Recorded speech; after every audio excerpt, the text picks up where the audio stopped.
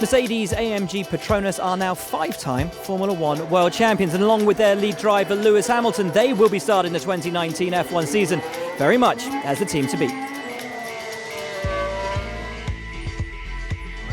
Now, the team's one of just two in Formula One that hasn't changed its driver lineup coming into 2019. Of course, Lewis Hamilton returns fighting for a 6th Formula One World Championship, which would put him 2nd in the all-time list. And he's joined once again by Valtteri Bottas, who's hoping to make up for a disappointing 2018 and get back to the top step of the podium.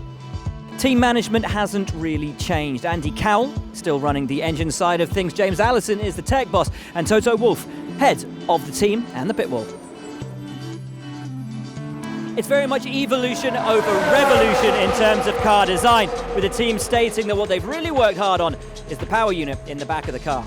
We try to package the innovative bits underneath the bodywork, and also in terms of the power unit, try to add solid steps, bearing in mind that reliability is a very important factor, not only peak performance.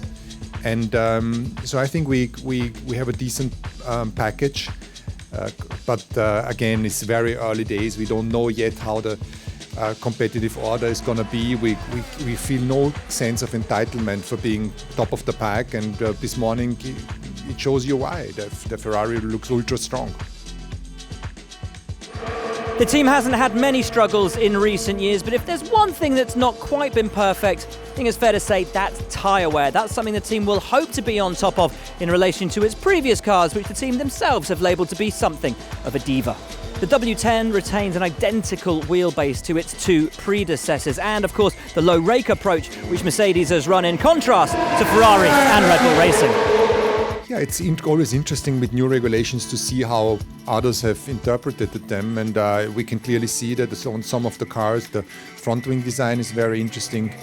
On the Ferrari and the Sauber, it's a different concept to some of the other teams, and generally there's a lot of innovation on the cars that you need to have an eye on.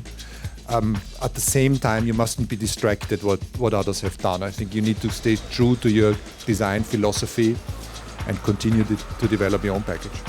One visible difference, the side pods. They remain low, a difference to almost every other car in the pit lane, but this year far narrower than we've ever seen before.